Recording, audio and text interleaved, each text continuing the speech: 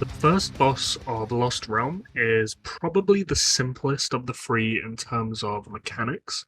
but for those not in alliances strong enough to face roll through particularly the higher difficulties of him, he is still difficult, particularly because of just the raw damage required and healing necessary. So all three bosses have these three skills passively. None of these are really relevant except Tenacious, which means that any skills which affect your target's skill usage, damage taken, or stats in any way will not work. And the three things we'll want to be concerned about primarily instead will be his three active skills, which are at their core red circles which we'll want to move out of. So you'll see here immediately the first one cast, and you will want a tank designated to run in, aggro the boss, and then angle it so that the boss's back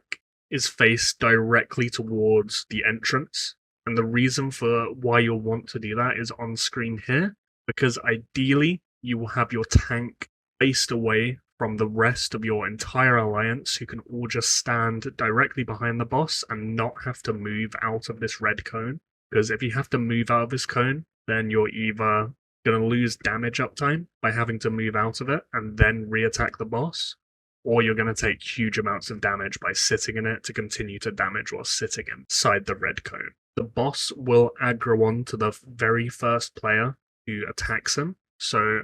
ideally you have someone designated to go in first and everyone waits for him, or you just have someone you trust and know is aware of what to do to just run full cav,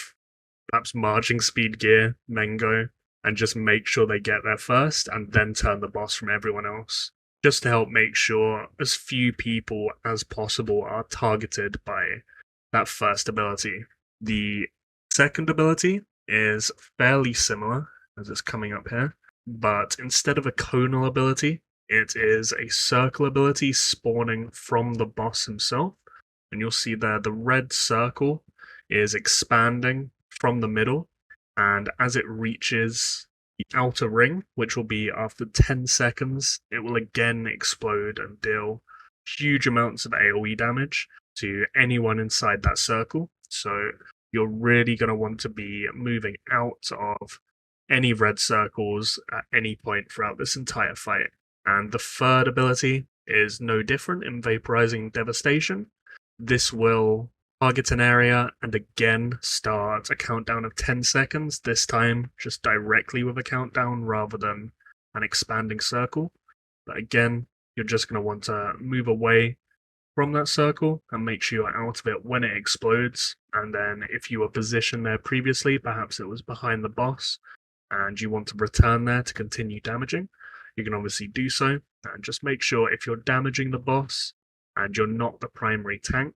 to always try and stay behind him, just so you avoid all these conal abilities, and you don't have to waste any time moving behind the boss or faffing around with anything like that throughout the full duration of the fight.